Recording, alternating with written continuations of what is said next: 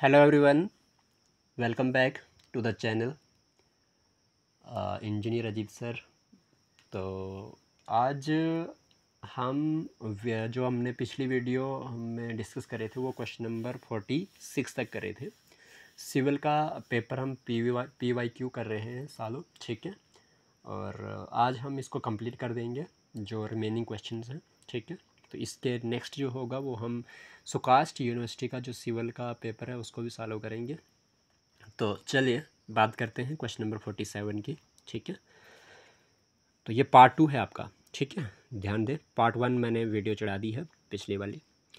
For the design of cross drainage works the waterway of the drain is determined using Lacey's equation given by here P is the wetted parameter in metres and Q is the total discharge in cumecs. क्या कहता है जी, आपके पास अगर cross drainage work आपने design करना है तो वाटर वे जो है ऑफ द ड्रेन का वो क्या है, वो लेसिस इक्वेशन इस्तेमाल करनी है आपने। P जो है वेटेड डायमीटर है मीटर में और Q जो है वो डिस्चार्ज इन क्यू मैक्स में है। तो symbol and notations carry their usual meaning कह रहा है ये। तो देखिए ये क्या होता है, ये डायरेक्ट आपको फार्मूला याद रखना है। लेसी इक्वेशन जो होती है वो होती है आपके पास P इज इक्वल टू में किसके बराबर 4.75 अंडर रूट क्यू। क्या P is equal to perimeter जो होता है वो किसके बराबर, वेटेड पेरीमीटर किसके बराबर होता है, वो होता है 4.75 under root Q is the Lacey's equation, ठीक है जी। चलिए क्वेश्चन नंबर आपके पास 48 बोलता है in a long short wall method, यानी कि आपके पास ये कहीं ना कहीं एस्टिमेशन से क्वेश्चन आ गया कि long short wall method of a building estimation if I जो है वह centre to centre length of the wall है, डी जो है वो ब्रेड्थ ऑफ द वॉल है और length of the long wall out to out is given by, वो किसके बराबर होता है, वो कुछ नहीं, वो फार्मूला होता है आपके पास L+D। किसके बराबर होता है, वो होता है आपके पास L+D के बराबर होता है, ठीक है जी। ओके चलिए क्वेश्चन नंबर आपका 49 वो कह रहा है कि विच of the following satisfies the Laplace equation. तो लैपलेस इक्वेशन में कौन सी चीज़ होती है, तो stream function and velocity potential function जो होते हैं उनको सेटिस्फाई करते हैं, ठीक है। Stream function and velocity potential function, ठीक है जी।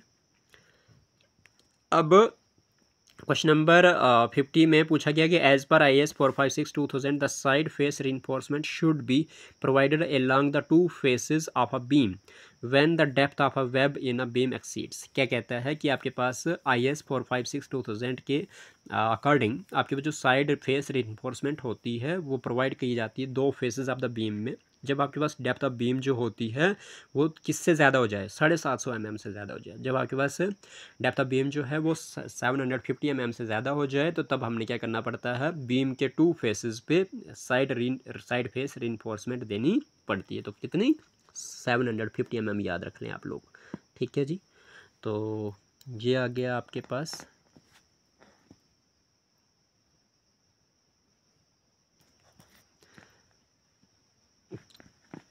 तो अब बात करते हैं क्वेश्चन नंबर 51 की। वो कहता है कि if the density of fluid remains constant through out the volume में आपके पास जो फ्लूइड की जो डेंसिटी है वो कांस्टेंट रहती है, तो then it implies which type of flow, तो इनकम्प्रेसिबल फ्लो। कौन सा फ्लो, इनकम्प्रेसिबल फ्लो। जब आपके पास डेंसिटी कांस्टेंट है पूरे वॉल्यूम में तो आपके पास ये इनकम्प्रेसिबल फ्लो है, कंप्रेस नहीं होगा ये फ्लो, ठीक है जी। क्वेश्चन नंबर 52 में आपके पास दिया गया है कि for a given section how does the section modulus usually affect the strength of A bending stress. क्या कहते हैं कि आपके पास सेक्शन मॉडुलस है, वहाँ पे बताइए कि जो स्ट्रेंथ ऑफ बेंडिंग स्ट्रेस जो होती है वो कैसे अफेक्ट होती है। तो जब सेक्शन मॉडुलस जो होगा वो इन्वर्सली प्रोपोर्शनल होता है टू द बेंडिंग स्ट्रेस, याद रहेगा, यह आंसर है आपका, ठीक है जी। Section modulus is inversely proportional to the bending stress, तो देन द आपके पास क्या हो जाता है, bending strength of bending stress क्या होती है, इफेक्ट हो जाती है, ठीक है। चलिए एक और क्वेश्चन है आपका कि the moment of inertia of A rectangular section having width B and depth D about A line passing through the base is. आपके पास एक लाइन है जो बेस से पास कर रही है जिसकी डेप्थ D है और विड्थ B है, तो मोमेंट ऑफ इनर्शिया बताइए क्या होगा।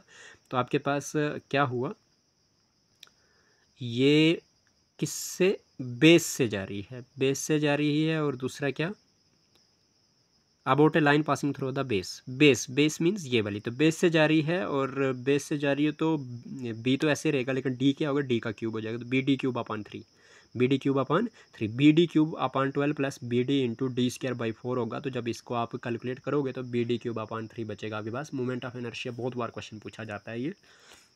अगर मोमेंट ऑफ इनर्शिया जो है रेक्टेंगुलर सेक्शन है जिसमें विड्थ B है और डेप्थ D है और एक लाइन के about A line passing through the base is, तो वो किसके बराबर होती है? BD³/3। याद रख लें इस क्वेश्चन को, क्योंकि कन्फ्यूजन होती है इस क्वेश्चन में हमेशा। चलिए अगला क्वेश्चन जो है वो है आपके पास वो 54 क्वेश्चन पूछा हुआ। The strain energy stored by the body within elastic limit when loaded extremely is called as. तो कहता है स्ट्रेन एनर्जी जो होती है वो स्टोर की जाती है bye the body within elastic limit. ठीक है, strain energy stored by the body within the elastic limit when loaded extremely is called, तो उसको रेजिलेंस कहा जाता है। क्या कहा जाता है? रेजिलेंस कहा जाता है। मोस्ट इंपॉर्टेंट क्वेश्चन है ये भी कि जो स्ट्रेन एनर्जी है जो बॉडी स्टोर करती है इलास्टिक लिमिट तक, और जब इसको लोड किया जाए एक्सट्रीमली इज कॉल्ड, मतलब स्प्रिंग है ना, तो स्प्रिंग क्या करता है? वो स्ट्रेन एनर्जी होती है इसकी, वापस से अपने जो पोजीशन है उसको अपनी वापस पोजीशन में आ जाता है, रिगेन कर लेता है। ठीक है जी, और साइज़ भी रिगेन कर लेता है और पोजीशन भी रिगेन कर लेता है। तो ऐसे केस में उस स्प्रिंग की उस एनर्जी को, उस स्ट्रेन एनर्जी को आप क्या कहते हो? रेजिलेंस कहते हो। ठीक है जी। अगला क्वेश्चन है the deflection of A cantilever beam of length L with the point load W at the free and is given by. तो क्या कहता है जी आपके पास डिफ्लेक्शन किसकी? कैंटिलीवर बीम की। जो पॉइंट लोड कहाँ पे लग रहा है? फ्री एंड पे लग रहा है। तो यानी कि इस तरह से बीम होगा आपका ये कैंटिलीवर बीम है और यहाँ पे आपके पास लोड लग रहा है इसका। ठीक है जी, इसकी लेंथ जो है L है और लोड जो लग रहा है वो W का लग रहा है। तो अब बताइए कि डिफ्लेक्शन क्या होगी? तो इसकी डिफ्लेक्शन जो होती है वो होती है WL³/3EI, WL³/3EI। ठीक है जी, और ये आ गया जी आपका डिफ्लेक्शन मीन्स ये। ठीक है, चलिए अभी बात करते हैं select the correct name of the column among the given option that should have the ratio of effective length to its least lateral dimension more than 12 से। तो याद रखें, मैंने ना ये क्वेश्चन आपको पीछे भी कहा था। पेडेस्टल क्या होता है? पेडेस्टल जो होता है जहाँ पे आपके पास लेस देन 3 मीटर क्या नाम है हाइट होती है। लॉन्ग कॉलम में आपके पास क्या होता है? 30 मीटर से ज़्यादा। शॉर्ट कॉलम प्लास्टिक, ये आपको ना थोड़ा सा यहाँ पे बता देता हूँ मैं। ये देखिए लॉन्ग स्पैन ब्रिज, यानी कि नहीं ये वाला ब्रिज वाला है, थोड़ा सा ये वाला अलग है, मुझे कुछ ना कन्फ्यूजन होगी। तो यहाँ पे थे हम कर रहे हैं। तो लॉन्ग कॉलम जो होता है जिसकी लीस्ट लेटरल डायमेंशन जो होती है वो क्या कहते हैं? रेशो जो होता है effective length upon least lateral dimension जब आ जाए 12 से ज़्यादा तो उसको लॉन्ग कॉलम कहा जाता है। ठीक है जी, याद रखें इस चीज़ को। उसके बाद आपके पास the section modulus Z of a hollow circular section with external diameter as D and the internal diameter as small d, तो इज़ गिवन बाई, तो वो किसके बराबर होता है? वो होता है आपके पास Z equal to π/32D into में capital D raised power 4 minus small d raised power 4, that is your section modulus का फार्मूला है। ठीक है, याद रखें इस चीज़ को। Question number 58, what is the maximum daily water demand where Q is the annual average daily demand. ठीक है जी, मैक्सिमम डेली वाटर डिमांड क्या होती है जब आपके पास Q जो होती है average annual average daily demand है। तो ये है 1.8 Q। देखिए मैं ना डायरेक्ट बता रहा हूँ आपको, कुछ डिटेल वगैरह थोड़ी कम ही दे रहा हूँ, बहुत कम दे रहा हूँ, क्योंकि हमारे पास कुछ दिन बचे हुए हैं। आज जो है वो है 18, शायद 18 या 19 है, 18 है। ठीक है जी, 18 अगस्त है और 31 अगस्त को हमारा एग्ज़ाम है। तो इसलिए हम टाइम कम देते हुए सिर्फ क्वेश्चन देख रहे हैं कि किस तरह से PYQs हैं। ठीक है जी, तो अभी PYQ ही देख सकते हैं हम। अब डिटेल सब्जेक्ट के बारे में स्टडी करना बहुत मुश्किल होगा और इसलिए रिवाइज़ करना बहुत ज़रूरी है। जो पढ़ा है बस उसी को रिवाइज़ करेंगे। तो 1.8 Q is the answer for the maximum daily water demand where Q जो होगा एनुअल एवरेज डेली डिमांड होगा। क्वेश्चन नंबर 59 जो है वो बोलता है the type of layout of water supply distribution system that has only one main from which sub mains and lateral branch off and also most suitable for an irregular ground city is. क्या कहता है, एक type of layout बताइए water supply का distribution system है जिसमें एक सिर्फ मेन हो और तो उसमें से सब मेन्स हों, लेटरल ब्रांच ऑफ हो और सूटेबल आपके पास इरेगुलर ग्राउंड सिटी भी हो। तो बताइए जी वो उसको कहते हैं डेड एंड सिस्टम। क्या कहते हैं उसको, dead and system. One main है ना, यहाँ से याद रखना आपने, क्या है, वाटर सप्लाई डिस्ट्रीब्यूशन सिस्टम जिसमें वन मेन है, तो वन मेन है और उसके बाद सब मेन्स हैं, लेटरल ब्रांच ऑफ है, तो वो डेड एंड सिस्टम कहलाता है। चलिए, विच of the following option is usually preferable in a pre stressed concrete member. याद रख लेना, प्री स्ट्रेस्ड कंक्रीट मेंबर में कौन सा प्रेफरेबल है। क्वेश्चन नंबर 60 का डी पार्ट आपके पास आंसर है। डी पार्ट में लिखा हुआ है इसने कि जो both high strength concrete and high tensile steel होनी चाहिए। क्या होनी चाहिए इसमें, हाई स्ट्रेंथ कंक्रीट होनी चाहिए और हाई टेंसाइल स्टील होनी चाहिए, उसको आप प्रेफरेबल करते हो प्री स्ट्रेस्ड कंक्रीट मेंबर में। क्वेश्चन नंबर 61 बोलता है in hydrostatic when the fluid is at rest. Hydrostatic होगी और फ्लूइड रेस्ट में होगा and there is no relative motion between adjacent fluid layers. साथ में जो आपके पास एडजेसेंट फ्लूइड लेयर्स हैं, the velocity gradient will be, velocity gradient आपने निकालनी है। अगर आपके पास कोई भी रिलेटिव मोशन नहीं है एडजेसेंट फ्लूइड लेयर्स में और फ्लूइड जो है रेस्ट में है, तो बताइए क्या होगा। तो आपके पास वेलोसिटी ग्रेडियंट जो होगा वो जीरो होगा। Tau is equal to zero, यानी कि D U by D Y is equal to zero, तो जीरो ही होगा। ठीक है जी, चलिए, तो डी पार्ट इसका आंसर 61 का। अब 62 में पूछते हैं what is generally done to remove pathogenic bacteria in drinking water. Drinking water में पैथोजेनिक बैक्टीरिया को रिमूव करने के लिए क्या किया जाता है, तो डिसइंफेक्शन किया जाता है। सेडिमेंटेशन तो करते नहीं, फ्लक्कुलेशन से भी नहीं, कोगुलेशन से भी नहीं, डिसइंफेक्शन से ही आपके पास पैथोजेनिक बैक्टीरिया को रिमूव कर सकते हैं ड्रिंकिंग वाटर से। ओके जी, तो 62 का बी पार्ट आपका आंसर है। क्वेश्चन नंबर 63 में बात करते हैं। 63 कहता है select the correct symbol used in soil mechanics as per standard codal procedures for well graded soil. तो वेल ग्रेडेड साइल के लिए आपके पास क्या किया जाता है, वेल ग्रेडेड साइल है तो आपके पास GW से हम सिंबल यूज़ करते हैं साइल मैकेनिक्स में, वेल ग्रेडेड साइल को GW याद रखें।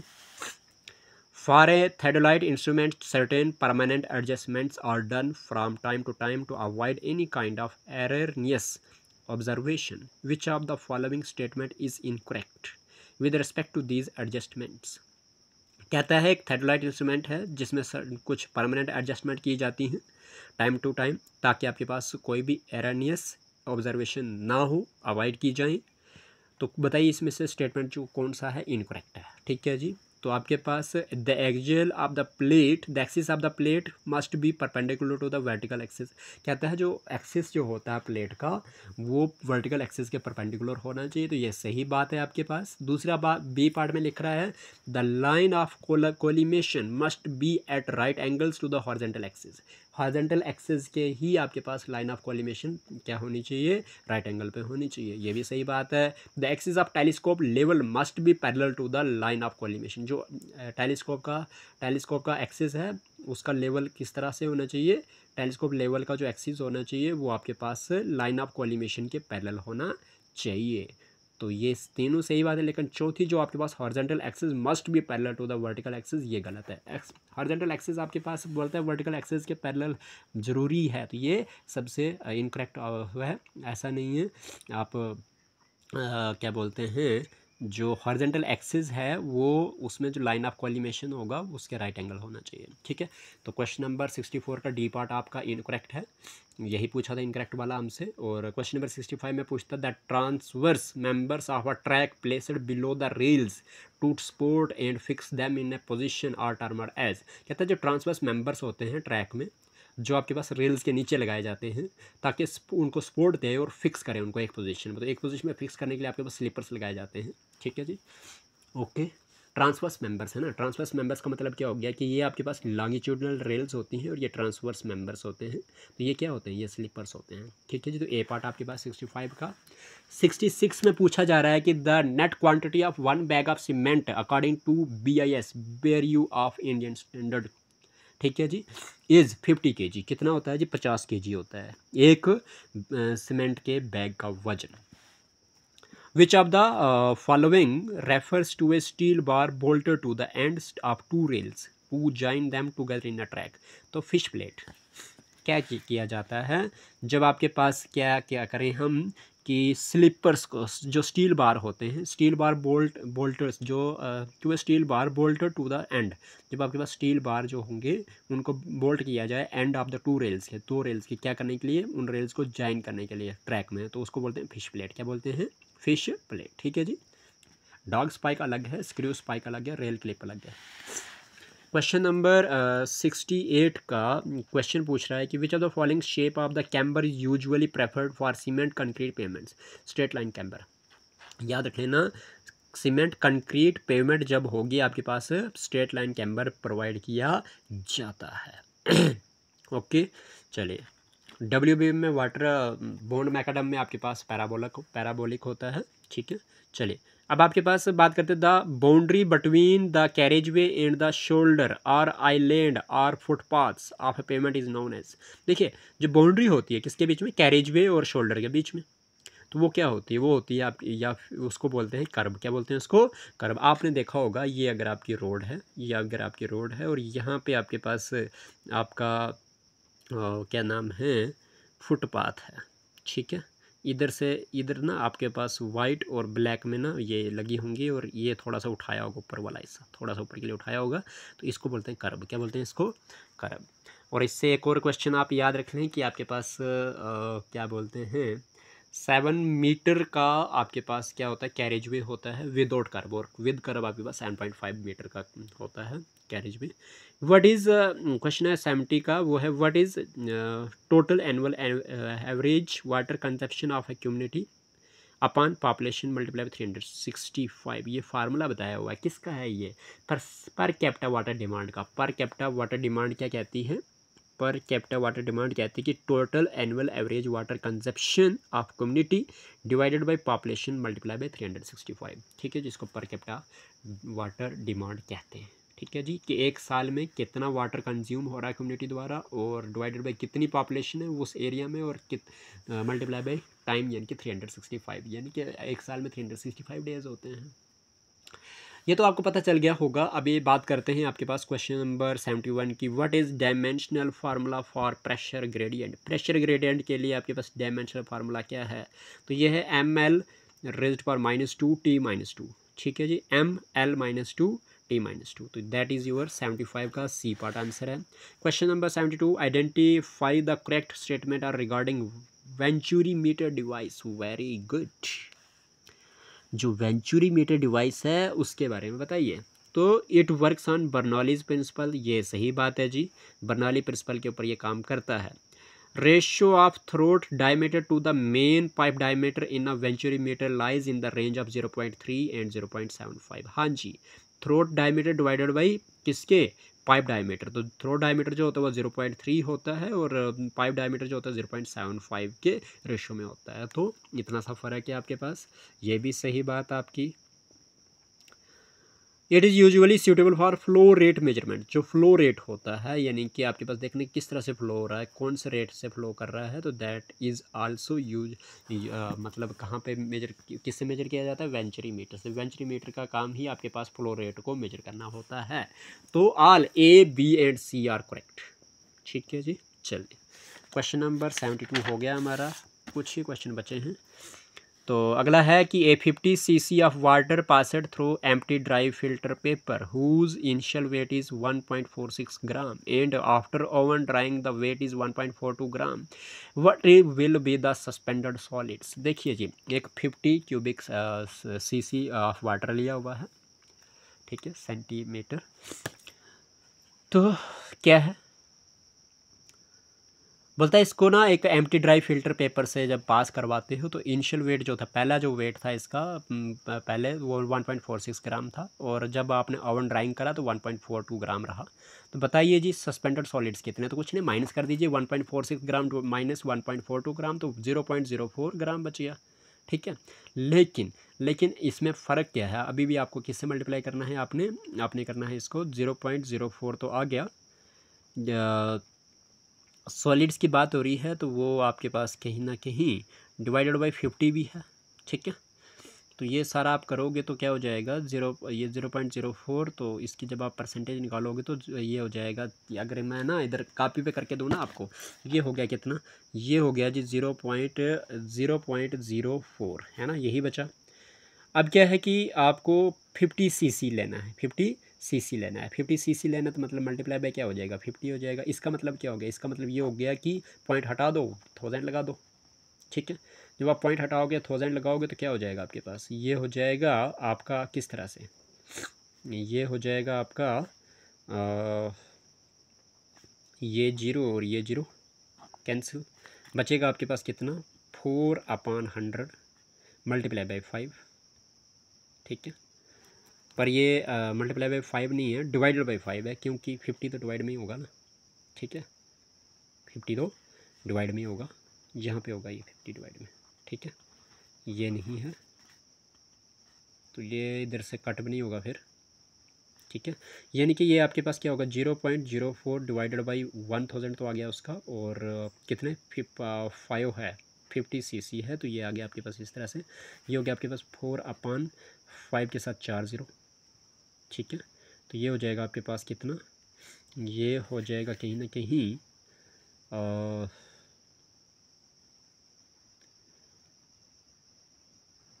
0.8 इंटू में 1000, ठीक है, इक्वल टू में 800 मिलीग्राम पर लीटर होगा ये, ठीक है जी।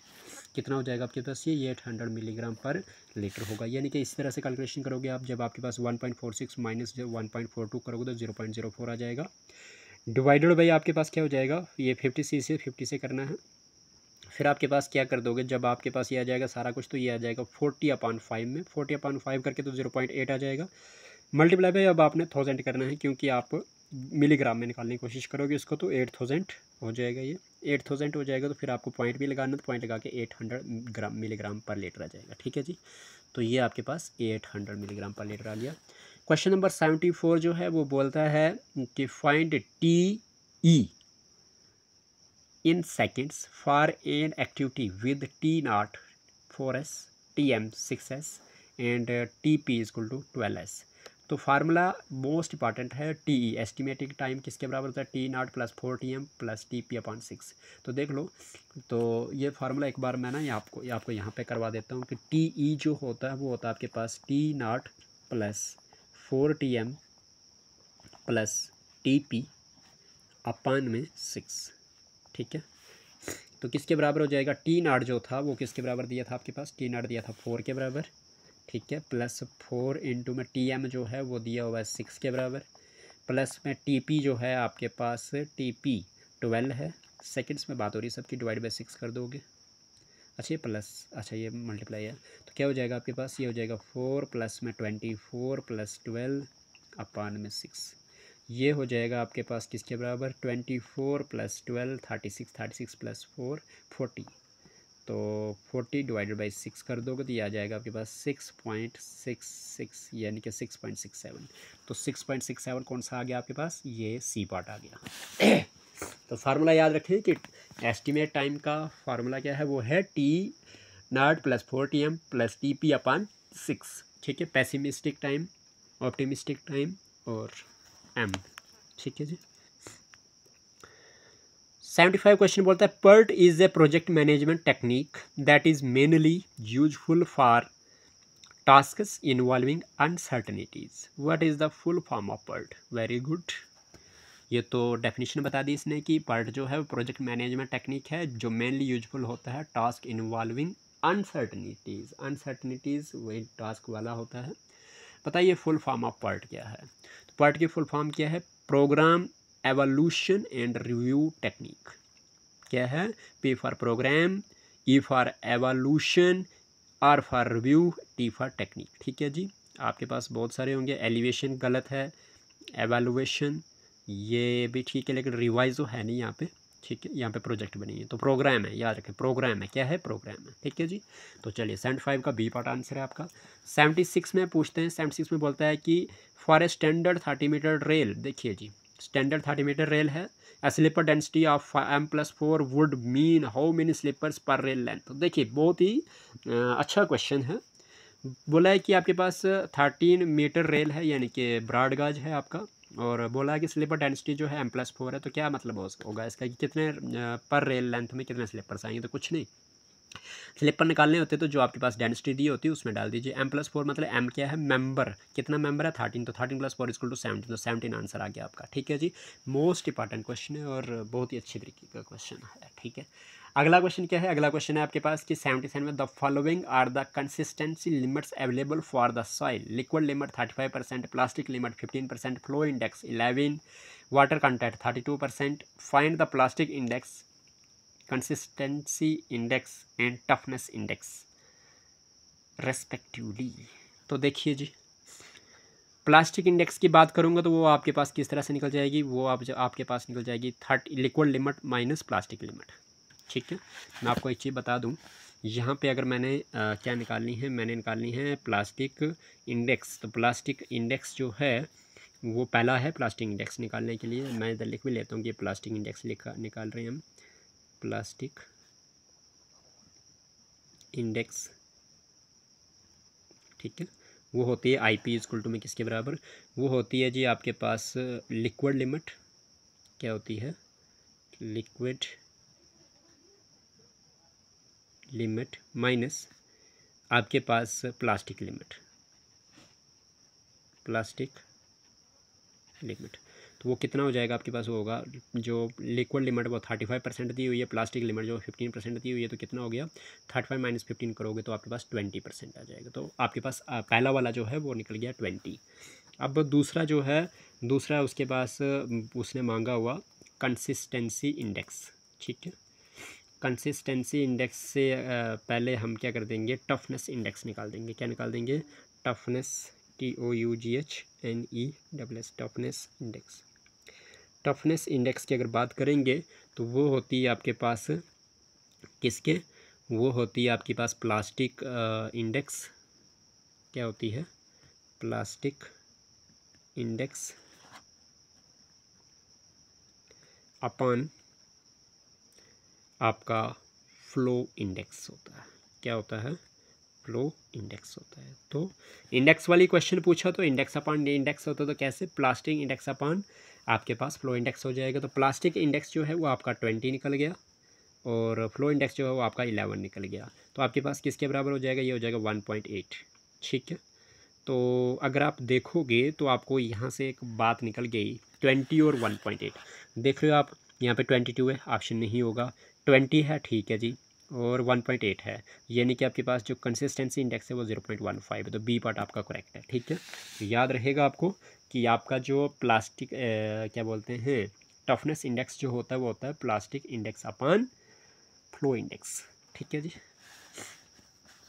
चलिए क्वेश्चन नंबर 78 की बात करते हैं। तो an earthen dam is constructed on impermeable foundation. Impermeable foundation है, वहाँ पे अर्दन डैम को कंस्ट्रक्ट किया जाता है। Coefficient of permeabilities of soil in horizontal and vertical direction are 5.2 × 10⁻8 metre per second and 1.2 × 10⁻8 metre per second. The water level on the reservoir side is 10 meter from the base of the dam and number of flow channel is 4. The quantity of seepage per unit length in meter cube per second can be found using which of the following formulas? तो भाई साहब आपको क्या करना है? आपको एक simple सी बात है, क्वांटिटी ऑफ सीपेज निकालनी है। तो क्वांटिटी ऑफ सीपेज निकालने के लिए फार्मूला कौन सा यूज़ कर सकते हैं आप? Q = K × H × NF/ND। ठीक है जी, अगला क्वेश्चन जो है वो है 79। बोलता है which equation states that during a fluid flow piezometric head plus velocity head = constant along stream line. तो बर्नौली इक्वेशन तो कहती है ये पीजियोमेट्रिक हेड यानी कि pressure upon ρ × G plus H into में वेलोसिटी यानी कि V²/2G = में कांस्टेंट। ये बर्नौली इक्वेशन कहती है, याद रखना। व्हाट आर द, ये ए पार्ट हो गया। 79 का ए पार्ट आंसर है आपके पास। 80 क्वेश्चन नंबर बोलता है कि what are the indicators used for measuring acidity in general. तो आपके पास अगर एसिडिटी बतानी है, आपने क्या बतानी है? एसिडिटी बतानी है, तो वहाँ पे कौन सा इंडिकेटर इस्तेमाल किए जाते हैं? वो किए जाते हैं मिथाइल ऑरेंज एंड फिनोल पैथलीन। लीन। ठीक है जी। मिथाइल ऑरेंजिन फिनोल पैथालीन को इस्तेमाल किया जाता है as a indicator for measuring acidity. Okay जी। तो क्वेश्चन नंबर 80 का ए पार्ट आपका आंसर है। Question number 81, read the following statements and choose the correct option with respect to the velocity potential function in kinematics of a fluid flow. पहला है आपके पास, if the velocity potential exists the flow should be irrotational. कहता है अगर velocity potential अगर है तो आपके पास वेलोसिटी पोटेंशियल होगा तो आपके पास फ्लो क्या होगा, इररोटेशनल भी होगा। तो ये भी ट्रू बात है। बोलता है अगर वेलोसिटी पोटेंशियल सेटिस्फाई करता है लैप्लेस इक्वेशन को, अगर वेलोसिटी पोटेंशियल जो है लैप्लेस इक्वेशन को सेटिस्फाई कर रहा है तो इट रिप्रेजेंट, ये क्या रिप्रेजेंट करेगा, पॉसिबल स्टेडी इनकम्प्रेसिबल और इररोटेशनल फ्लो। कैसा होगा, स्टेडी भी होगा, इनकम्प्रेसिबल होगा और इररोटेशनल फ्लो होगा। तो ये आपके पास दोनों बातें ट्रू हैं, तो first is true and second is true. चलिए 82 क्वेश्चन में पूछते हैं, what is the term used in railway engineering for the layout of 2 crossovers. 2 crossovers अगर आपके पास है that are superimposed enabling movement from either direction, किसी भी डायरेक्शन में अगर आपके पास चल रहे हैं वो, तो सीजर क्रॉसओवर्स होते हैं ये। सॉरी, 2 क्रॉसओवर्स आपने सुपर इम्पोज करवाए हैं, आइदर डायरेक्शन से मूवमेंट हो रही है। कौन सी, आइदर डायरेक्शन से मूवमेंट हो रही है तो सीजर क्रॉसओवर होता है। ये रेलवे का क्वेश्चन है। When an individual footing accommodates 2 or more than 2 columns, जब आपके पास इंडिविजुअल फुटिंग है 2 या 2 से ज़्यादा कॉलम को अकोमोडेट करवाती है तो it is usually called as combined footing. 2 या 2 कॉलम को आप क्या कर रहे हो, जोड़ रहे हो, तो उसको कंबाइंड फुटिंग कहा जाता है। ठीक है जी।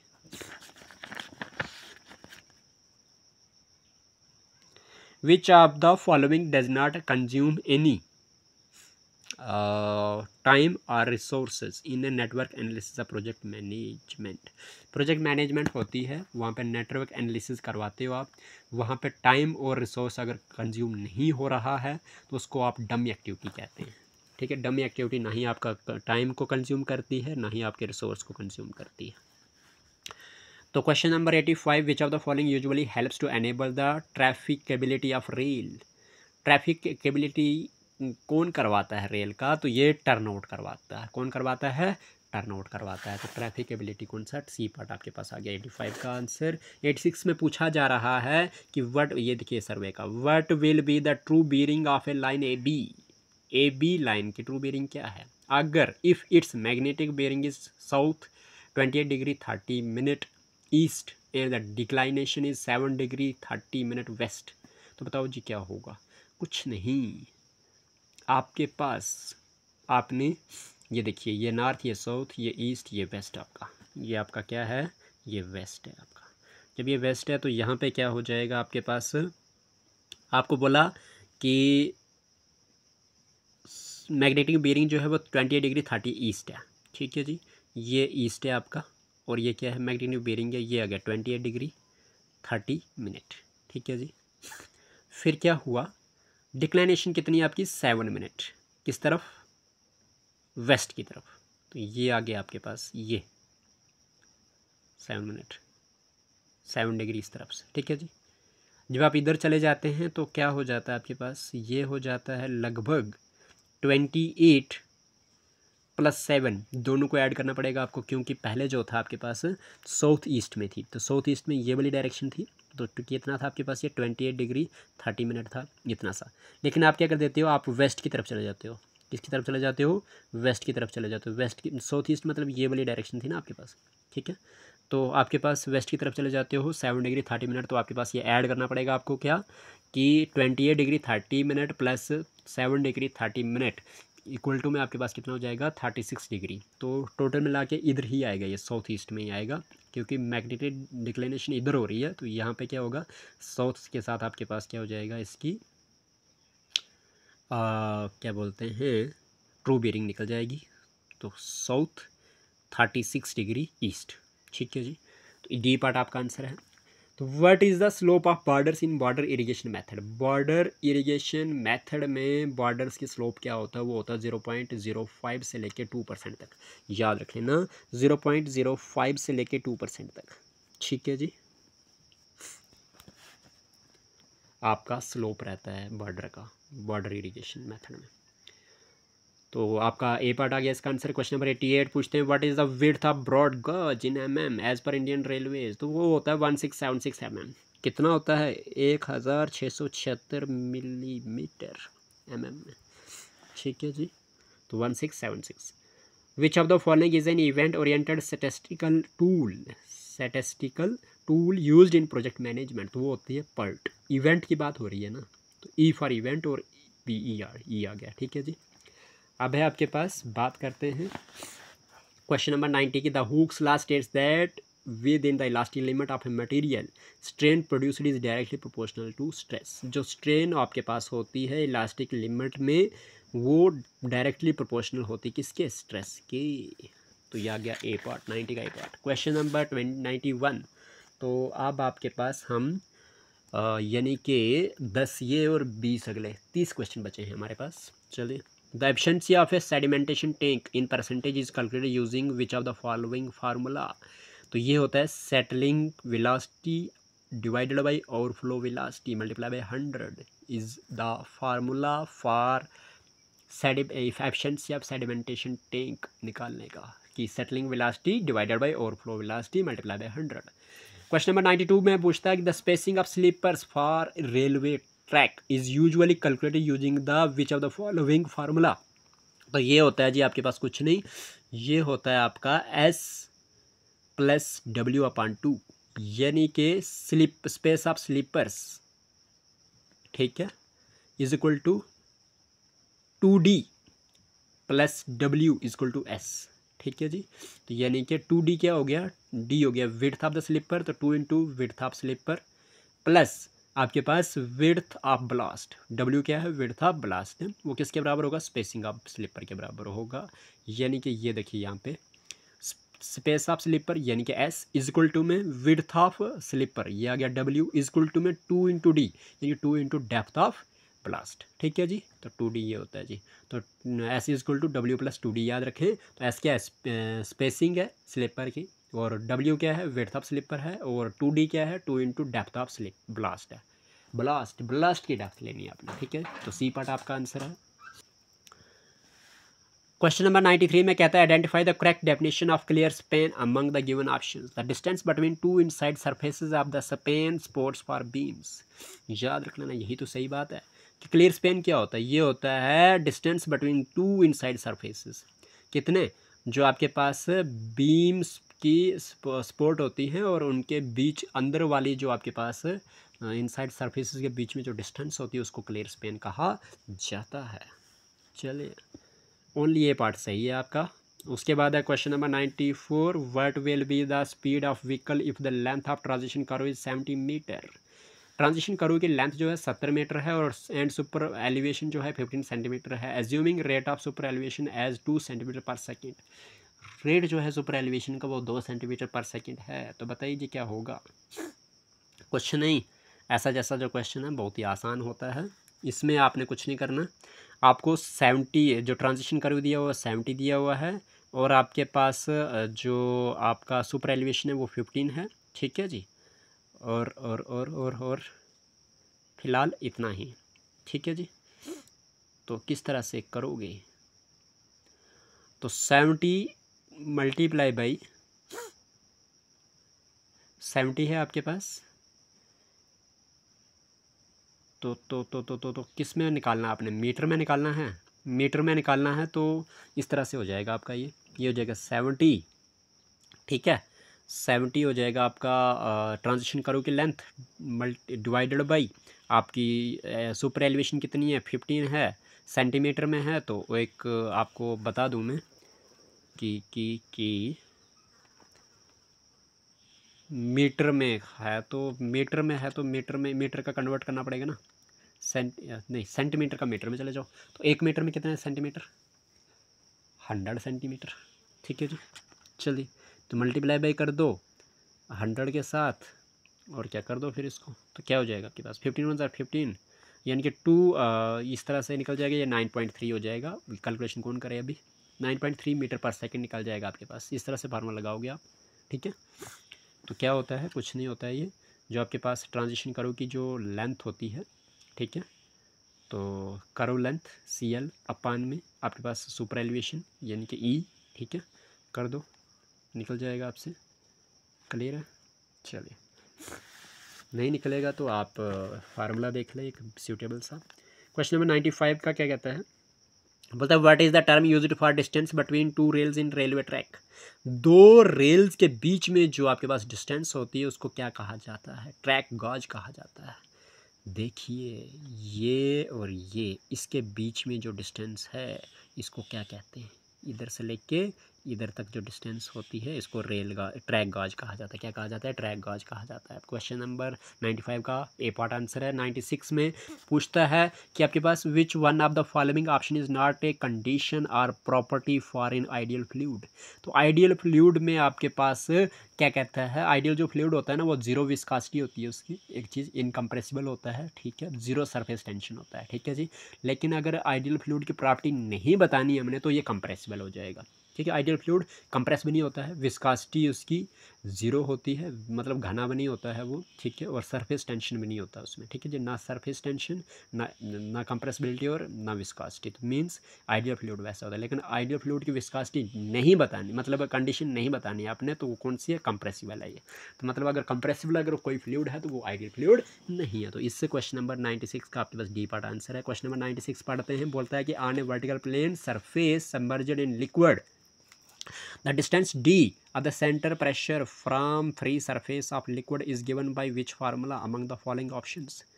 देखिए जी, तो ये क्या कहता है? डी आपके पास वर्टिकल प्लेन सरफेस है जो लिक्विड में सबमर्ज्ड हो जाएगा, और जो डिस्टेंस डी जो होगी वो of the centre of the pressure from free surface of liquid is given by कौन सा फार्मूला होगा? तो गिवन जो डी जो होगा distance of the centre of the pressure from the surface of liquid, ठीक है जी। डी जो है डिस्टेंस है सेंटर ऑफ प्रेशर से, सेंटर ऑफ प्रेशर से, प्रेशर का कहाँ से? सरफेस ऑफ लिक्विड से, फ्री सरफेस ऑफ लिक्विड से, ठीक है जी। आई जी जो है मोमेंट ऑफ इनर्शिया है of area about an axis passing through the centre C G of the area and parallel to the free surface of liquid. A जो है वो total area of the surface है, H is the distance of C G of the area है, centre of gravity from the free surface of the liquid, rho जो है density of liquid है। तो ये आपके पास किसके बराबर हो जाएगा? ये हो जाएगा डी इजक्वल टू में I G upon A H plus H. याद रखें, D is equal to I G upon A H plus H is the answer, ठीक है। क्वेश्चन नंबर 98 कहता है which among the following is the longest sequence of activities that must be finished on time in order for the entire project to be complete. तो क्या कहता है जी, इनमें से कौन सा है longest sequence of the activities वो मस्ट फिनिश होनी चाहिए टाइम पे in order for entire project to be complete. तो क्रिटिकल पाथ, ठीक है जी। लॉन्गेस्ट सीक्वेंस है एक्टिविटीज़ का जो फिनिश होना चाहिए टाइम पे, क्या करने के लिए? एंटायर प्रोजेक्ट को कंप्लीट करने के लिए, उसको क्रिटिकल पाथ कहते हैं। और सबसे क्रिटिकल पाथ का एक पहचानने वाली पॉइंट ये है कि लॉन्गेस्ट सीक्वेंस ऑफ एक्टिविटीज़ है ये। तो क्वेश्चन नंबर 98 का सी पार्ट आंसर है। 98(9) में location of the neutral axis of A T beam will fall in which of the following categories. तो ये आउटसाइड द फ्लैंज होगा। क्या होगा? टी बीम का जो आपके पास न्यूट्रल एक्सिस है वो होता है आपके पास आउटसाइड द फ्लैंज। तो ओनली बी पार्ट आपका आंसर है, ठीक है। और कहता है क्वेश्चन नंबर 100 में कि a rectangular plane surface that lies in a vertical plane in water is 2 metre wide and 3 metre deep. एक रेक्टेंगुलर प्लेन है जो जिसका सरफेस जो है वो वर्टिकल प्लेन में है, वाटर 2 मीटर और वाइड जो 3 मीटर डीप है। फाइंड द टोटल प्रेशर निकालना है if the upper edge is horizontal, अगर अपर एज जो है वो हॉरिजेंटल है and 2 metre below the free water surface है। और क्या कहता है कि फ्री वाटर सरफेस से 2 मीटर नीचे है। तो बताओ जी क्या होगा इसका आंसर? तो ये थोड़ी सी कैलकुलेशन करके मैंने ये 206.01 किलोमीटर लगाया हुआ, तो आप लोग भी चेक कर सकते हैं इसको। Which of the following statement is incorrect with respect to the calculation of latest start time LST for the activities involved in a network diagram? तो ये होता है आपके पास at the end event latest start time is equal to 0। And event में आपके पास LST जो होता है वो 0 के बराबर होता है। ये गलत बता दिया इसने, इसलिए ये इनकरेक्ट है, ठीक है जी। तो calculation of latest start time start from and event से ही आपके पास लेटेस्ट स्टार्ट टाइम जो होता है वहाँ पे कैलकुलेशन स्टार्ट की जाती है। और ये 0 बता रहा है, ये गलत हो गया। और उसके बाद सी पार्ट जो है computation are done through backward pass method. कहता है जो कंप्यूटेशन होती है वो की जाती है बैकवर्ड पास मेथड से, ये भी सही बात है। और computation of latest start time usually proceeds right to left, right से लेफ्ट की तरफ आपके पास computation of latest start time की कंप्यूटेशन हो जाती है, कंप्यूटेशन मतलब निकाला जाता है। ठीक है जी, तो ए पार्ट आपका इसका गलत था और गलत ही हमने चूज़ करना था। 101 का ए पार्ट करेक्ट है आंसर में। तो क्वेश्चन नंबर 102 में एज पर IAS 456/2000 तो क्या हो जाएगा आपके पास, अगर हम बात करेंगे हम 100 किसकी 1 की बात करें, 102 में बात करेंगे तो क्या है, एज पर IAS 456/2000 as per Indian standard 456/2000 में ए सिंपली स्पॉटर बीम जो है उसको कंसिडर किया जाता है deep beam if the ratio of its effective span to overall depth is less than 2। अच्छा, तो बहुत ही अच्छी बात कि याद रख लेना, जो हमारा effective Spain upon overall depth जो होगा उसका रेशियो जो है अगर वो 2 से कम है तो वो क्या माना जाएगा आपके पास, वो माना जाएगा आपके पास सिंपली स्पॉटेड। और अगर 2 से ज़्यादा है 2.5 है तो कैंटिलीवर बीम होगा वो। ठीक है, याद रहेगा। तो हमारे पास अगर लेस देन 2 है तो सिंपली स्पॉटेड बीम है, और अगर 2.5 है तो लेस देन 2.5 है तो कैंटिलीवर बीम है। ठीक है जी, तो मतलब याद रहेगा कैंटिलीवर बीम के लिए वैल्यू क्या 2.5 है, और लेस देन 2 के लिए वैल्यू जो सिंपली स्पॉटेड बीम कहलाता है। तो सिंपली स्पॉटेड बीम ही तो पूछा था हमें, सिंपली स्पॉटेड बीम क्या पूछा था हमें पूछा था सिंपली स्पॉटेड बीम पूछा था। ठीक है जी, चलिए तो लेस देन 2 इसके आंसर हो जाएगा, यानी कि बी पार्ट हो जाएगा आपका। ठीक है, बी पार्ट हो जाएगा। कैंटिलीवर के लिए ये वैल्यू 2.5 है आपके पास। 103 में पूछा गया है कि in the construction management the increase in the direct cost to be spent on in activity in a day is usually termed as. एक दिन में आपके पास क्या हो जाए, अगर आपने डायरेक्ट कास्ट स्पेंड करी है अगर उसको इंक्रीज किया जाए तो बताइए उसको क्या कहते हैं, उसको बोलते हैं कास्ट स्लोप। क्या कहते हैं उसको, कास्ट स्लोप कहते हैं। चलिए अगला क्वेश्चन है 104, what is the ratio of longer dimension to the shorter dimension in a one way slab.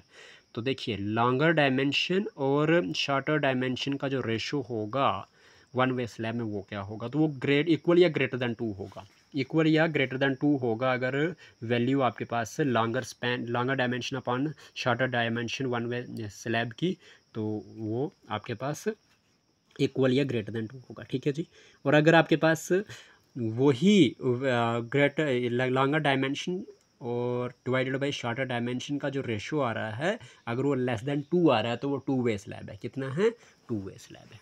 ठीक है जी, वन वे स्लैब के लिए 2 इक्वल टू 2 या मोर देन 2 होना चाहिए आपके पास longer dimension upon shorter dimension, तो तब आपके पास वन वे स्लैब के लिए डिज़ाइन होगा। और अगर आपके पास लेस देन 2 आ रही है longer dimension upon shorter dimension का रेशो तो आपके पास वो 2 वे स्लैब हो जाएगा। तो इसका आंसर वन वे स्लैब के लिए पूछा है तो इक्वल आर ग्रेटर देन 2 होगा आंसर ए पार्ट। 105 क्वेश्चन बोलता है according to IS 456/2000 in a RCC slab the diameter of the reinforcing bars should not exceed. क्या कहता है कि आपके पास इंडियन स्टैंडर्ड 456/2000 में अगर RCC स्लैब की बात करें तो diameter of reinforcing bar should not exceed, वो नहीं क्या नहीं होने चाहिए। तो देखिए डायामीटर बात कर रहे हैं तो बहुत अच्छी बात, किसकी, रीइंफोर्सिंग बार की।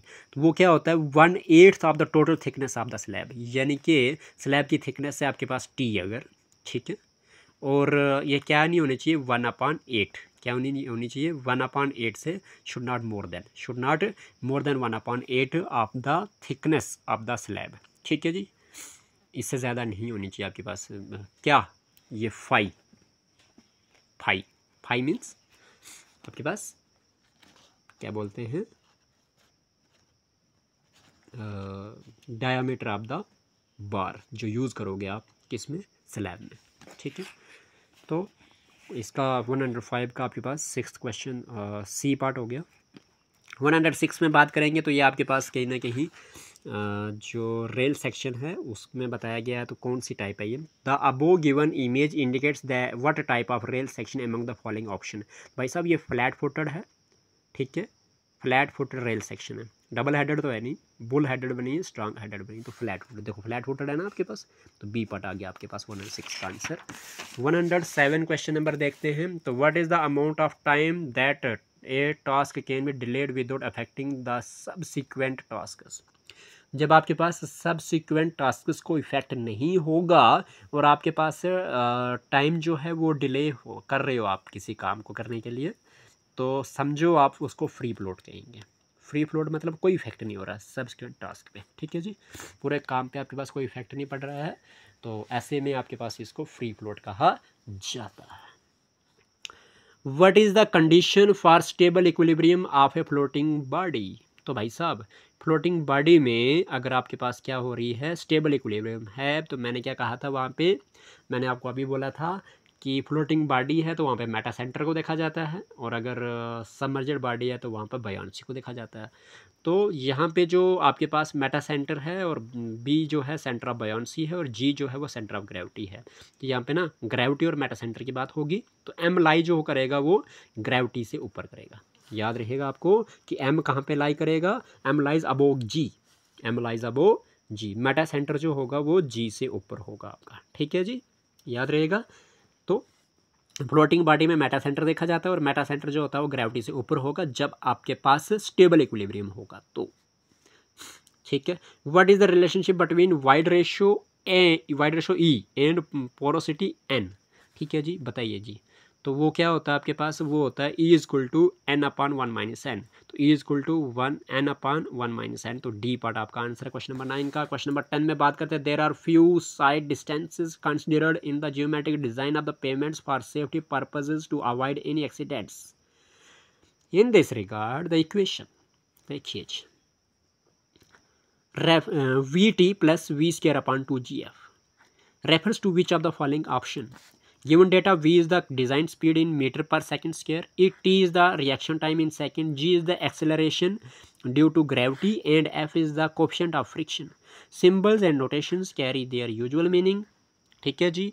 तो बताइए जी क्या है ये, कुछ भी नहीं है, ये एस एस डी है। ये क्या है आपका, ये आपका एस एस डी है। क्या है ये, स्टॉपिंग साइड डिस्टेंस है। क्या होती है, V T plus V square upon 2gf, V T plus V square upon 2gf, तो वी टी मतलब lag distance, V square upon 2gf यानी कि ब्रेकिंग डिस्टेंस होता है। तो ये किसके बराबर है जी, ये आ गया जी, ये क्वेश्चन नंबर 110 का C part, stop sight distance का फार्मूला है ये, ठीक है जी। चलिए, तो बहुत कुछ घुमा फिरा के पूछा हुआ है, बहुत लंबी कहानी दे के पूछी हुई है ताकि आप लोगों का टाइम वेस्ट हो, पेपर अच्छे से अटैम्प्ट ना हो, ठीक है। अगर आपको पता है कि ये V T plus V square upon 2gf है, तो आप डायरेक्ट ऑप्शन के हिसाब से इसको चुन सकते थे, है ना, इतना lengthy theory of the question पढ़ने की ज़रूरत नहीं है। What involves the intelligent utilisation of loads which can smoothen the demand of resources to the maximum possible extent. कहता है कि क्या इन्वॉल्व करता है आपके पास इंटेलिजेंट यूटिलाइजेशन ऑफ लोड्स की बहुत सारे अच्छे तरीके से आपने यूटिलाइजेशन करवानी है, जो क्या कर सकता है आपके पास डिमांड ऑफ रिसोर्सेज को स्मूथन करवा सकता है मैक्सिमम पॉसिबल एक्सटेंट तक, ज़्यादा से ज़्यादा हद तक। तो आपके पास इसका जो आंसर है वो होगा कि वो क्या होगा, वो रिसोर्स स्मूथिंग होगा। क्या होगा, रिसोर्स स्मूथिंग। अगर रिसोर्स स्मूथिंग करोगे तो आपके पास क्या हो जाएगा, स्मूथ हो जाएगी डिमांड ऑफ रिसोर्सेज की, ठीक है जी।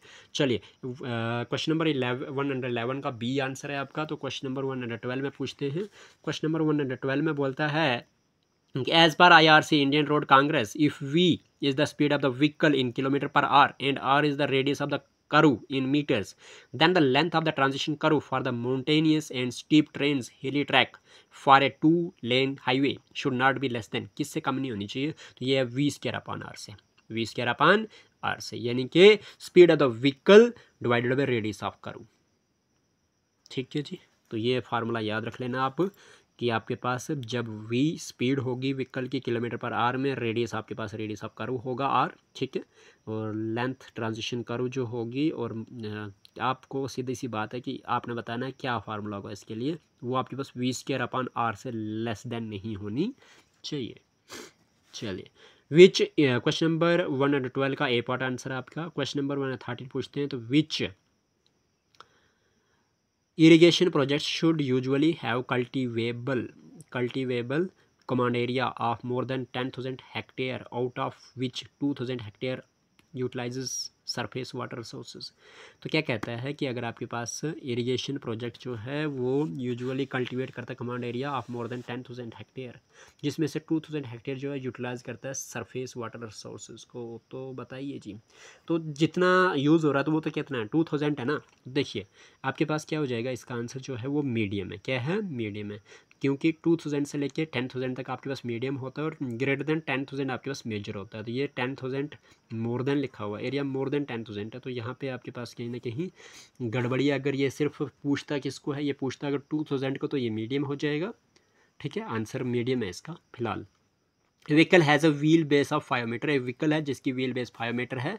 What is the approximate of tracking with a mean radius of 20 metre. तो ये आपके पास कहीं ना कहीं वाइडनिंग मांगी है। ठीक है, तो एक्स्ट्रा वाइडनिंग किसके बराबर होगी यहाँ पे सिर्फ मैकेनिकल वाइडनिंग का फार्मूला लगेगा। वो क्या होता है, NL²/2R। तो N क्या है आपके पास, N तो 1 है, L आपके पास क्या है 5 है, R आपके पास रेडियस, L का स्क्वायर यानी कि 5 × 5 हो जाएगा, अपान 2 × R कितना है 20। तो क्या हो जाएगा 5 × 5 5 × 20, तो 5/2 4 8, तो 5/8, 5/8 का मतलब क्या हो जाएगा आपके पास, ये कहीं ना कहीं अगर आप डिवाइड करोगे तो ये आ जाएगा 0.6 मीटर। किसके बराबर होगा, 0.6 मीटर के बराबर हो जाएगा। तो एक्स्ट्रा वाइडनिंग किसके बराबर, NL²/2R के बराबर होता है। फार्मूला याद रख लें। क्वेश्चन नंबर 114 का ऑप्शन सी इज करेक्ट।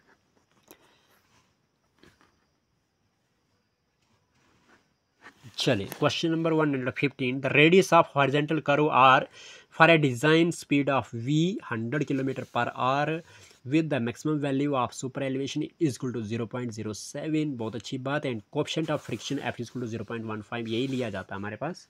तो can be calculated using which of the following formula, यानी कि इक्वेशन। तो इसका ऑप्शन बी जो वो करेक्ट है। वो क्या है, E + F is equal to v²/127R।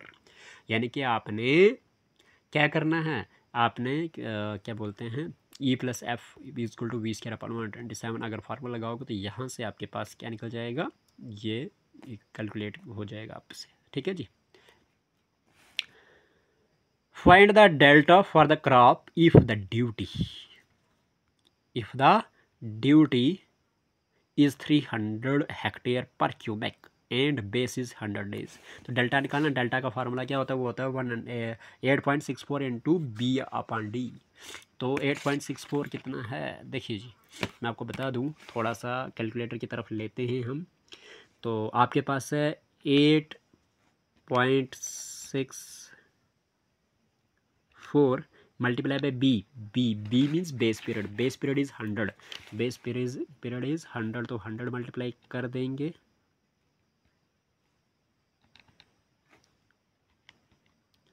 जो आया डिवाइडेड बाई कर देंगे आपके पास कितना, हेक्टेयर पर क्यूबिक का मतलब कितना 300 है। यानी कि आपके पास जो डी है, ड्यूटी कितनी है 300 है, ड्यूटी कितनी है आपके पास 300 है, तो डिवाइडेड बाई 300 कर दिया, तो जो आया वो आया 2.88, वो आया 2.88।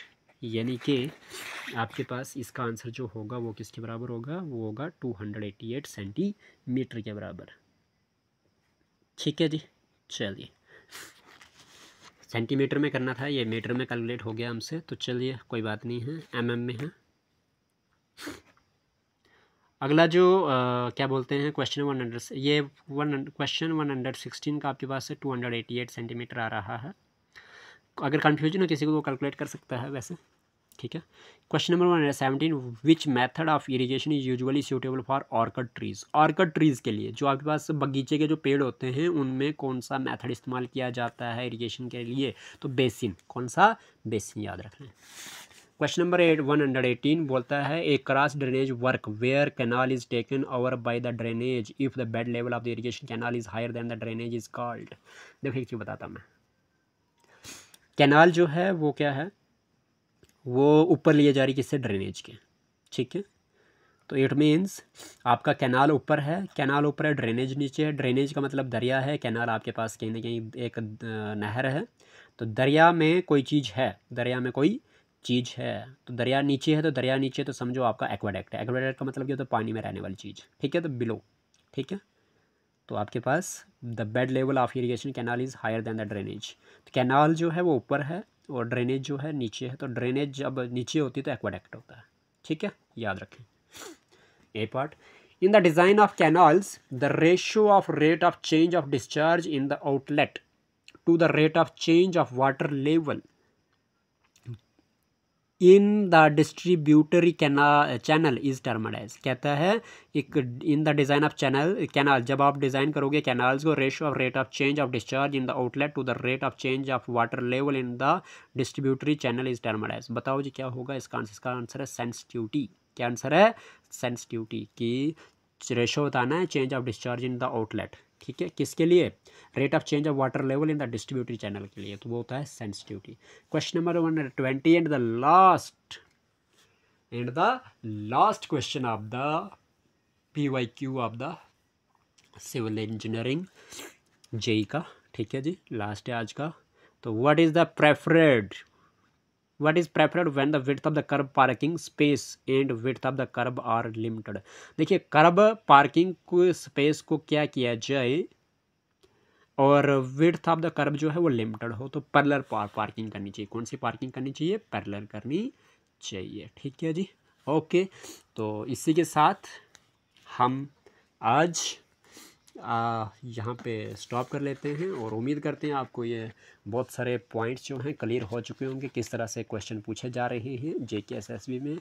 बहुत सारों को हेल्प मिल चुकी होगी कि in the way of asking of JK SSB you will think, ठीक है जी। एंड चलिए आज के लिए काफ़ी है इतना सा, इससे आगे फिर करते हैं नेक्स्ट वीडियो में डिस्कस, एक और PYQ लेके आएंगे हम। Thank you so much. Like करें और ज़्यादा से ज़्यादा, आपके लाइक करने से क्या होगा कि बहुत सारे जो ज़रूरतमंद हैं एस्पायरेंट्स उन तक ये वीडियो पहुंचेगी, उन तक ये क्या नाम है PYQ सालों किया हुआ पहुंचेगा। Thank you so much. Have a good luck.